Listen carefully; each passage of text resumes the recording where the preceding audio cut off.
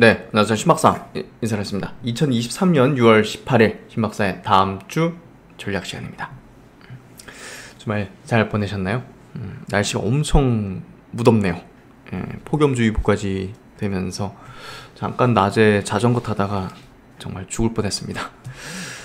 다들 건강 유의하시고 점점 이제 날씨가 한여름으로 이제 들어가는 그런 구간인 것 같은데요.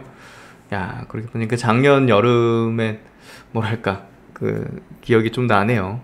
막 속절없이 이제 증시 빠지면서 저 같은 경우도 이제 이론적으로 조금 정립하는데 좀 집중하면서 보냈던 그 시간들이 좀 떠오르는 것 같은데요.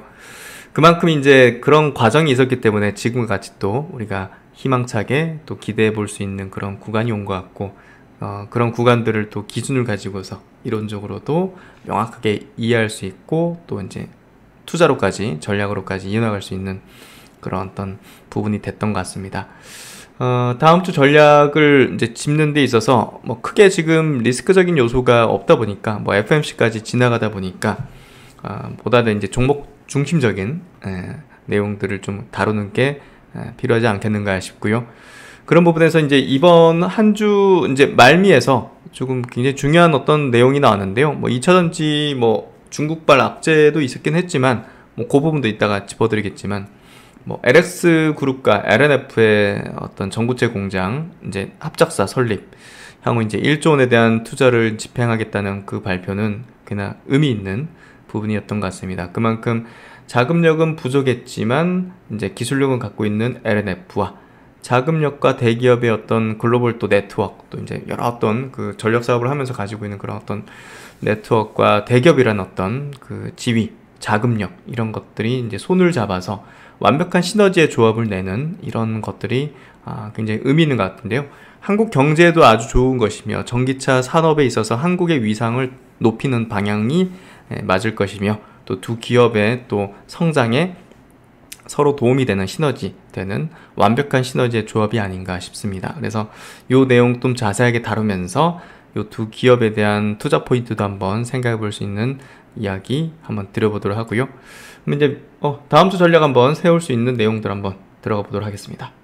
그럼 이제 지난 금요일날 미국 시장 마감부터 해보도록 하죠. 나스닥 증시가 0.6% 조정을 좀 받았습니다. 그리고 다우도 0.3% 조정, S&P도 0.3% 정도 조정. 조정 정도죠? 네, 뭐 크게 이제 부담스러운 부분은 아닌 것 같고, 미국의 이제 나스닥 지수 보면 테슬라는 플러스입니다. 테슬라는 1.8% 상승하면서 최근에 테슬라의 상승이 굉장히 좀 도드라지는데요. 중요하게 제가 말씀드렸던 게, 과거 이제 이런 데서는 저항을 받는, 살짝 상승하고 저항을 받는 부분이었지만, 이번에 이제 상승은 뭐 다시 밀릴 수도 있겠지만 돌파 시도가 됐다는 건 이제 추세적으로는 돌려졌다는 걸 확신할 수 있는 시그널이거든요. 그래서 이런 부분에 있어서는 테슬라도 이제 하락 추세를 돌아서 이제 상승 추세로 전환되는 구도로 완전히 바뀌었다, 이렇게 해석하면 될 것 같고요. 그만큼 한국 배터리 회사들에 대한 투자 이제 모멘텀은 상당히 강할 수 있는 거죠. 그래서 미국 시장 뭐 픽테크 기업 좀 조정받았지만 크게 조정받는 흐름까지는 아니었기 때문에 무난한 뭐 건전한 조정 정도라고 보고 우리는 좀 대응하면 될 것 같고요. 그래서 특별한 어떤 부담이 있는 부분은 아니고, 일단은 그 매크로 지표들 한번 확인해 볼게요. 지금 달러가 좀 약세 기조를 보이고 있거든요. 그래서 원달러 환율이 이렇게 내려온 부분들은 지금 그 한국 증시로에 이제 외국인 자금이 굉장히 좀 급속도로 지금 들어오고 있는 어떤 흐름을 말해주고 있고요. 그만큼 요 보시면 작년 말, 작년 이제 10월달 저점대 이후로 10월달 저점 이후로 지금 외국인이 거의 한 18조, 19조, 20조 가까이 코스피 시장에서 순매수를 했습니다. 그만큼 외국인의 수급은 제가 계속 강조드리지만 방향을 만든다. 이건 예외 없다. 한국 증시의 방향은 외국인이 결정해 주는데, 외국인의 수급이 저렇다는 거는 결국은 상승 방향으로 지금 가고 있는 거다고 볼 수가 있습니다. 그래서 원달러 환율도 그런 흐름에 입각한 부분이 있고, 또 유로달러도 이제 이렇게 나타나면서 결국은 달러 약세를 통해서 이제 미국 외 지역에 대한 투자 전략이 조금 더 유리한 어떤 국면을 나타낼 수밖에 없는 그런 흐름을 본다면 유로스톡스 지수도 신고가 위치에 왔다는 것 자체가 지금 미국보다 더 강한 어떤 시세 흐름이잖아요. 추세 흐름. 이런 것들은 이제 강한 글로벌 시장의 흐름을 얘기해주는 모습이다. 독일 지수 신고가 냈죠. 예, 유럽 시장에서 독일 증시가 가장 크고 이제 중요한데 독일 증시의 신고가는 당연히 글로벌 시장의 훈풍을 말해주는 부분이고, 또 이제 니케이 증시는 뭐 이건 무슨 급등주도 아니고 이런 어떤 흐름을 내고 있습니다. 신고가, 역사적 신고가 흐름이고, 미국 10년물 국채금리, 시장금리 형태는 지금 고점을 낮추고 있기 때문에 어쨌든 이제 기준금리 부분이, 사실 기준금리 이번에 약간 변칙적이었잖아요. 동결했는데 올해 2번 정도 올릴 수 있다? 조금 변칙적인데, 대신증권 리포트 보다가 좀 체크해볼 만한 이제 의견 아닐까 싶은 생각이 들어서 한번 좀 체크 드리려고요. 기준금리 인상 중단에 주목할 때다. 기준금리 인상 중단. 일단 중단했잖아요. 동결하면서. 그래서 그 부분이 뭔가 좀 뭐랄까요, 정책의 변화를 좀 꾀하고 있다고 평가를 할 수 있는데요. 어쨌든 물가를 강조하는 정책 방향은 여전히 유효하더라도 이번 동결을 통해서 페드가 정책상의 변화를 꾀하고 있다는 것은 우리가 확인할 수 있기 때문에 확실한 이제 뭔가 좀 변화는 나타나고 있다는 거죠. 통화 당국의 그간에 강력했던 기준금리 인상에 따른 각종 부작용을 고민했을 가능성. 그러니까 부작용도 있다는 거예요. 지금 물가 잡다가 지금 미국의 이제 뭐 실리콘밸리 은행이라든지 이런 것들을 망했잖아요. 그리고 이제 약했던 고리가 그리고 이제 상업용 부동산의 어떤 문제들은 계속 지금 언급이 계속 되고 있단 말이죠. 그래서 미국 입장에서는 이제 그런 것들을 고려 안 할 수 없을 것이고, 결국 이제 금리 인상이 일단은 중단이 됐는데 향후 추가로 금리 인상이 이루어지더라도 사실 긴축 사이클의 재개보다는 긴축의 마무리를 위한 출구 전략 정도로 해석하는 게 맞지 않겠는가, 아주 동의하는 의견입니다. 누적적인 금리 인상을 통해서 가장 우려할 만한 부작용은 무엇일까? 미국이 금융 안정을 위협받고 불안한 상황이 통화정책 당국에서는 가장 부담스러울 수 있죠. 은행 망하고 부동산 상업의 부동산 문제 생기고 이런 것들이 부담스러울 수밖에 없는데, 그런 것들은 금리를 높이지 않아야만 뭔가 좀 나아질 수 있는 부분이기 때문에 결국 이제 여기에 많이 놀랐을 겁니다. 실리콘밸리 은행 파산 이후 금융 안정에 대한 우려는 지속적으로 제기되고 있다. SVB 파산 이후 일부 지역은행들의 연쇄 도산이 있었고 상업용 부동산으로 대표되는 불안 징후들이 꾸준히 언급되고 있다는 것. 금융 안정이 훼손될 수 있다는 우려만으로도 커질 수 있는 경기 하강 위험이나 크레딧 시장의 위축 가능성, 이런 부분들은 매우 이제 우리에게 이제 페드 입장에서 뭔가 좀 금리를 좀 올리기 좀 쉽지 않은 그런 가능성을 주고 있는 거고요. 경기 둔화나 크레딧 위험은 금리 인상을 통해 예상 가능한 가장 큰 부작용이라는 거. 그래서 이제 대신증권에서는요, 이번 점도표로 제시된 기준금리 수준 5.6%가 그대로 구현되기보다는 1회 정도 인상에 그치고 이후 정책적인 여지를 남기는 방향으로 정책 행보가 구현될 확률이 높다고 전망한다. 아주 좀 저는 공감해서 고개를 굉장히 끄덕였어요. 그래서 한번 생각해 보시고 아예 안 올릴 수도 있지 않을까라는 생각도 좀 듭니다. 그래서 어쨌든 시장에 대한 지금 금리에 대한 반응도, 민감도는 많이 낮아져 있는 상태고, 그런 부분에서 이런 의견도 한번 들어볼 만한 필요가 있는 것 같습니다. 그래서 매크로 환경은 매우 이제 시장의 우호적인 어떤 환경 흐름이 전개되고 있다는 거 보시면 될 것 같고, 업종 차트는 뭐 제가 계속 체크해 드리지만 코스피 지수가 장기평 480일 저항권에 있지만 이거를 한 방에 양봉으로 돌파하는 흐름이 전개된다면 우리는 정말 고를 외치는 어떤 전략, 주도 업종 2차전지 반도체에 대한 고 전략을 가동을 해야 된다. 확실하게. 또 이제 코스닥 증시도 480일선 지지력을 확인하면서 사실상 이제 상승 추세 강화를 해나가는 그런 구도로 만들어지고 있는 것을 볼 수가 있습니다. 이런 부분들을 본다면 우호적인 어떤 전략에 우리가 방점을 두고 시장 전략을 세워나가는 게 필요할 것 같습니다. 오늘 뭐 LS와 LNF 관련된 얘기 한번 들어가도록 하죠. 그러면 이제 LNF와 이제 LS 그룹의 이제 전구체 1조 원 규모의 이제 합작사 관련된 내용 한번 들어가 보도록 하죠. 일단은 두 개 기업 중에서 금요일 날 주가의 반응이 더 컸던 쪽은 LS 그룹 쪽, 지주사 LS 쪽인데요. LS와 이제 LNF가 합작사를 만든다고 공시로 이제 공식적으로 이제 공시로서 LS가 먼저 발표를 했습니다. 아직 이제 LNF는 그 확정된 공시를 내진 않았는데요. 뭐 이미 LS에서 냈으니까 뭐 이건 뭐 루머가 아니라 이제 그대로 이제 있는 사실이고요. 보시면 이제 타법인 주식 및 출자증권 취득 결정에서 이제 6월 16일자로 이제 나왔고 9% 상승하는 거의 10% 상승했습니다. 주식회사 LS, LNF 이제 회사 두 개 이름을 같이 합쳤고 배터리 솔루션이라고 이렇게 같이 해놨고요. 전구체 생산 및 판매해서 취득금액을 1677억, 상당히 또 적지 않게, 일단은 첫 출자는 뭐 양사 합쳐가지고 한 3천억 정도 될 것 같아요. 1677억으로 55% 지분이니까요. 한 3천억 정도로 이제 출범을 하게 될 것 같고, 계속 이제 증산을 높이면서 한 1조 원 규모로 이제 투자할 걸로 지금 뉴스 보도는 되고 있죠. 그래서 점진적인 어떤 증설을 해나갈 걸로 예상이 되고 있고요. 결국 이제 LS그룹이 2차전지 사업, 특히나 이제 전구체 사업 쪽으로 이제 하겠다고 이제 발표를 올 초부터 계속 뉴스가 나왔었습니다, 사실. 그래서 결국 이제 범 LG가라 볼 수 있는 LNF와 손을 잡는 게 가장 베스트한 어떤 조합이 아니었을까라는 생각이 드는데요. 뭐 우리가 IRA 법안도 그렇고 지금 서로 간의 어떤 니즈 측면에서도 뭐 LNF도 이제 이런 것들을 수직 계열화해야 되는데 안정적인 공급을 받을 수 있는 업체로서 LS그룹은 아마 가장 좋은 어떤 방안이 아니었을까 생각이 되는데요. 어쨌든 뭐 요 이제 부분은 두 기업 모두에게 아주 좋은 소식이고, 주식이 LS그룹이 먼저 10%의 상승으로 그 반응을 확실하게 좀 보여준 모습이었습니다.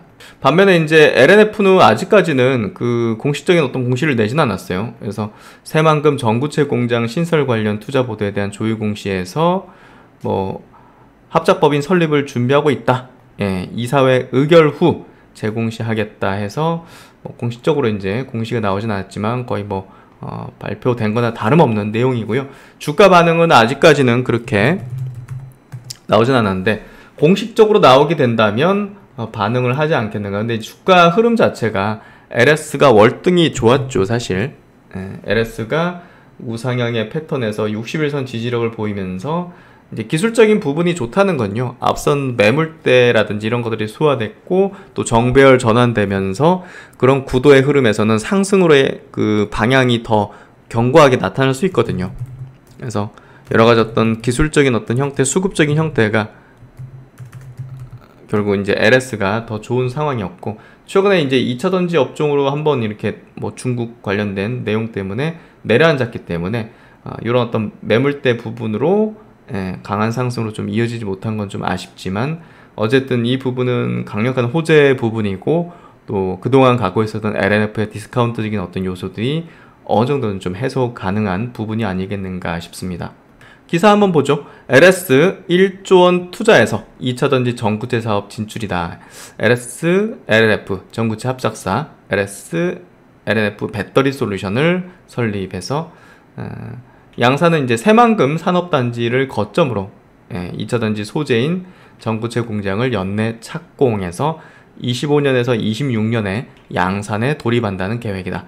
지속적인 어떤 증산을 통해서 29년에는 12만 톤을 생산하는 게 목표고, 총 사업 규모는 이제 1조 원을 넘을 전망이다. 합작에서는 LS가 조금 더 가져갑니다. 55%. 그리고 LNF가 45% 지분의 공동 경영 체계로 출범할 예정이다. LS는 합작사에 약 1678억 원을 출자한다고 공시를 했죠. 그래서 대략 한 3천억 정도로 이제 시작하게 될 것 같고, 합작사를 통해서 전구체 제조와 판매는 물론 황산 니켈과 리사이클 분야까지, 이제 황산 니켈은 이제 그 전구체 이제 원료죠. 그래서 리사이클 분야까지 2차전지 양극 소재 사업에 대한 포괄적인 사업 협력을 해나갈 예정이다 해서 수직 계열화를 LS와 함께 손잡고 해나가는 걸로 이제 해석하면 될 것 같고요. 전구체는 니켈, 코발트, 망간 등을 섞어 만든 화합물로 전구체에 리튬을 더해서 배터리의 4대 물질 중 하나인 양극재를 만든다. 양극재 이제 중간재죠, 전구체가. 그래서 양극재는 다시 음극재, 분리막, 전해질 등과 함께 2차 전지의 핵심 소재로 사용돼서 이제 여러 가지 어떤 배터리로 사용이 되죠. LS 계열사인 이 LS M&M이 재련 과정의 부산물, 광산, 원물, 또 공정, 스크랩 리사이클링 등을 통해서 생산한 황산 니켈을 합작사에 공급하고 이거 이제 100% 지분을 가지게 됐습니다. LNF는 합작사가 생산한 전구체를 공급받아서 2차전지 양극재를 생산할 예정이다. 황산 니켈에서 전구체 또 이제 양극재로 이어지는 이 밸류 체인이 구축되는 셈이기 때문에 LNF 입장에서도 강력한 효자입니다. 그래서 이거는 주가의 반응을 안 할 수가 없는 내용이기 때문에 결국은 금요일날 주가 반응은 미진했지만 차후에 나타날 거라고 저는 생각을 하고요. 결국 이제 LS그룹은 비전 2030에서 탄소 배출이 없는 전력과 미래 산업을 선도하는 기업으로 LS가 발전하기 위한 큰 축으로 배전반 산업을 키우겠다. 그래서 전선 주력 업체 이제 LS그룹은 2차 전지로도 나가는 부분을 확실하게 좀 말했고요.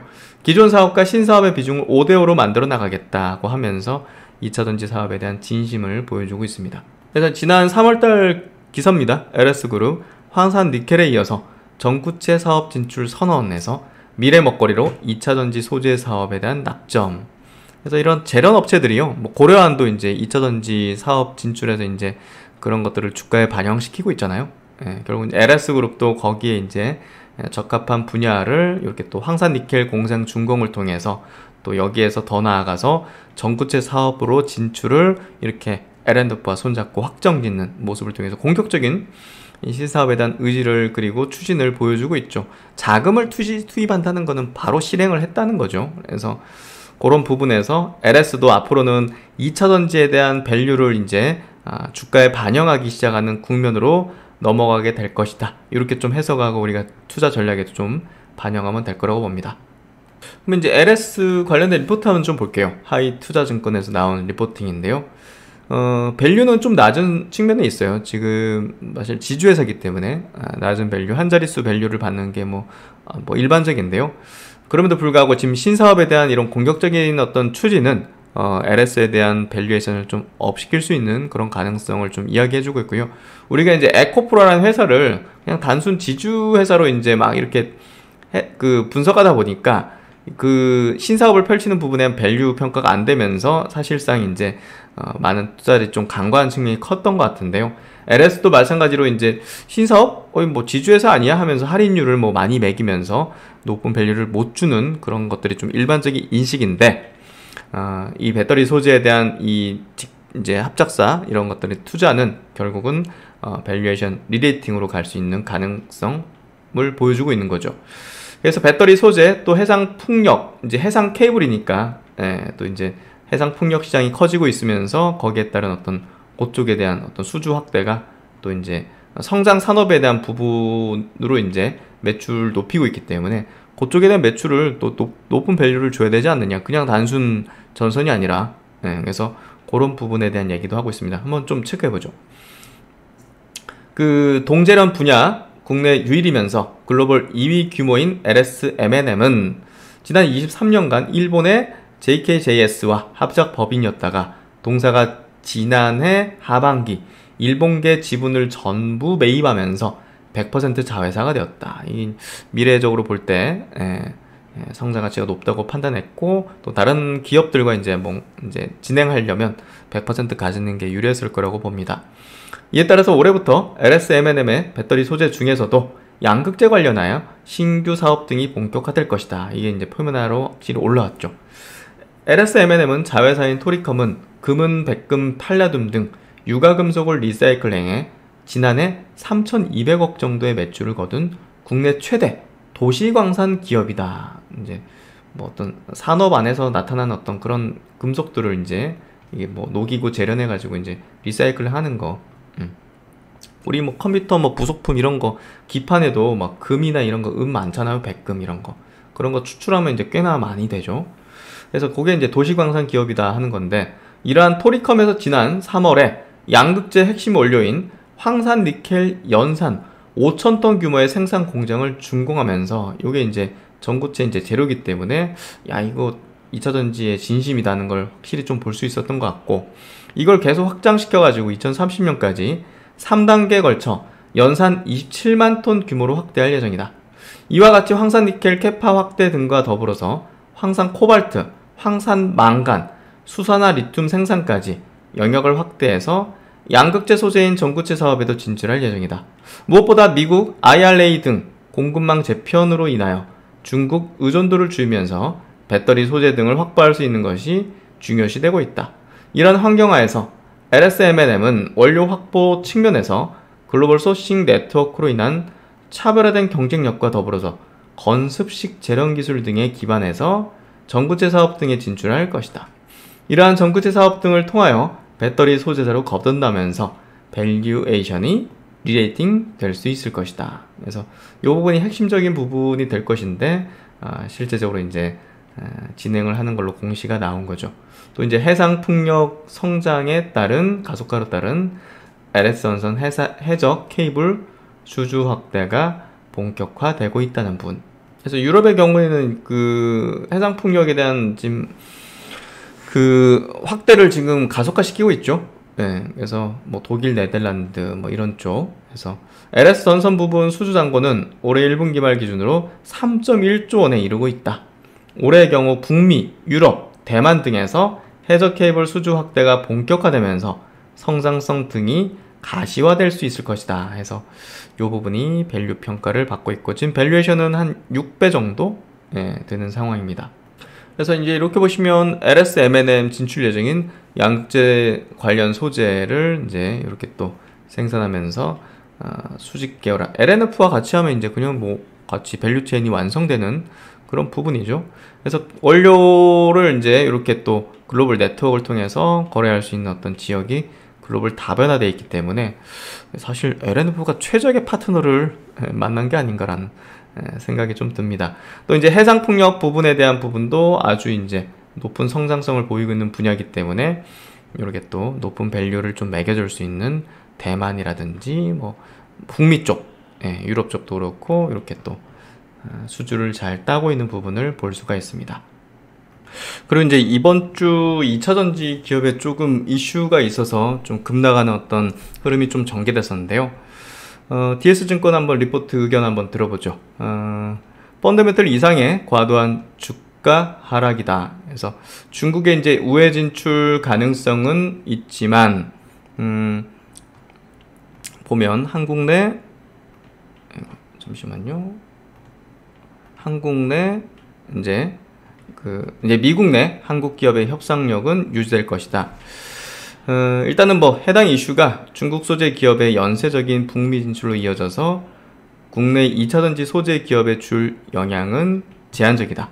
사실 이 내용이 이미 시장에는 뭐 있었던 일이고, 뭐 갑자기 나온 어떤 내용들은 아니었고, 요 부분도 이제 21년도 12월에 이 거시아는 이제 미국 완성차와 200GWh의 LF 배터리 공급 계약을 체결했고, 그 기간을 23년에서 28년으로 알려졌는데, 아마도 이제 완성차 업체들이 LFP 배터리를 지금 공급받을 수 있는 게 중국 업체밖에 없잖아요, 현재로서는. 그래서 이제야 이제 뭐 국내 셀사들이 이제 개발에 들어갔고, 뭐 그런 부분에서 조금 더 이제 보급형 차량을 위해서는 이 LFP 배터리를 받아야 되는데, 그걸 좀 우회적으로 중국 기업이 좀 미국에 우회적인 진출을 할 수 있는 방법을 찾아서 이런 거죠. IRA 법안 충족을 위한 우회로 중국의 지분율을 낮춘 자회사의 현지 제조를 고려할 수 있다는 거죠.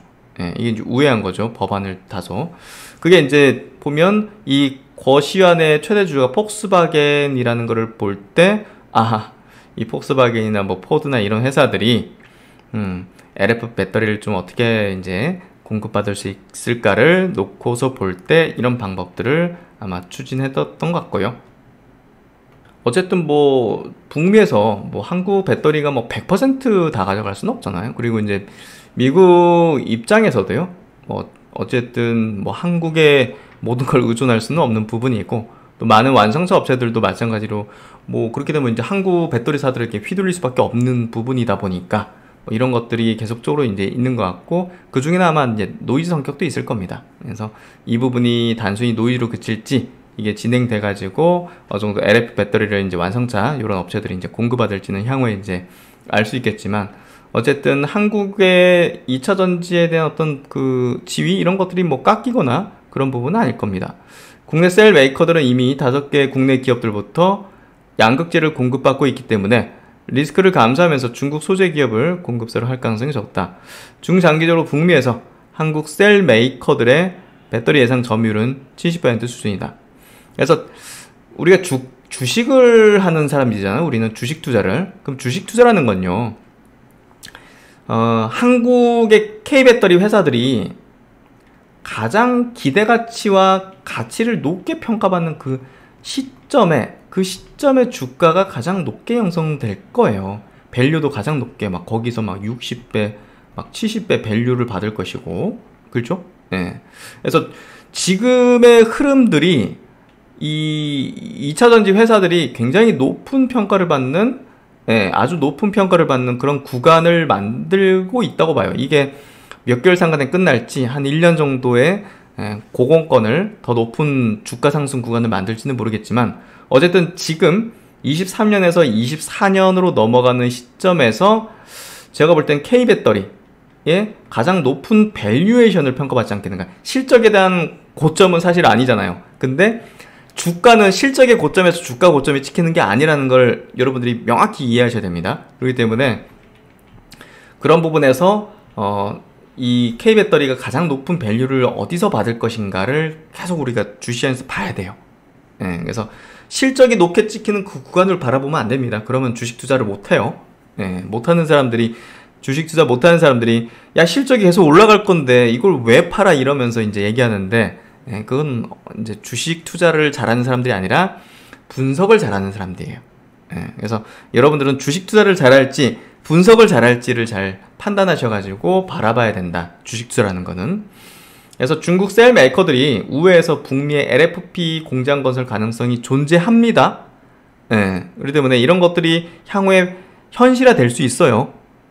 하지만 수율 안정화 이런 것들은 굉장히 오랜 시간이 걸릴 거기 때문에, 그게 이제 뭐 경쟁력 강화라든지 우리 한국 K배터리 회사들의 실적을 깎아먹는 그런 것들은 시간이 많이 걸릴 거기 때문에, 당장 막 뭐 LG 엔솔이나 삼성에스테 뭐 이런 회사들이 막 굉장히 공포를 하진 않을 겁니다. 근데 이런 것들이 나중에는 야 이제 뭐 한국 배터리 회사들 지금은 밸류를 뭐 예를 들면 평균 60을 받는다 쳐요. 퍼밸류에이션을. 근데 나중에 이런 것들이 현실화되고 막 이렇게 되면 뭐 40, 30 뭐 이런 식으로 이제 받을 가능성이 있는 거죠. 그럼 이제 주가는 결국 이제 떨어질 가능성도 있는 겁니다. 실적은 올라가도 주가는 떨어질 수 있는 겁니다. 우리가 셀트론 그룹을 통해서도 알 수 있잖아요. 실적 계속 올라가는데 주가는 왜 그렇게 막 변동성을 크게 보였습니까? 그래서 어쨌든 이런 부분에 볼 때 어디서 2차전지 회사들의 밸류에이션이 가장 높은 평가를 받는 시점일까? 시점이 어딜까? 이거를 보면서 우리는 주식 투자의 전략들을 가져가야 된다. 이런 얘기를 드리고요. 이 부분은 제가 볼 때는 지금 당장 추세 하락으로 가는 이슈는 아니라고 봅니다. 그래서 이번에 조금 약간 좀 노이즈 성격으로 주가 충격을 좀 주는 그런 내용 정도라고 보면 될 것 같고요. 어쨌든 향후에는 계속 경쟁사적인 어떤 이슈나 내용들, 그런 부분들이 나올 거기 때문에 가장 높은 밸류를 받는 부분에 대한 구간을 우리는 계속 탐색을 해야 된다. 이렇게 좀 이야기를 드리고 싶습니다.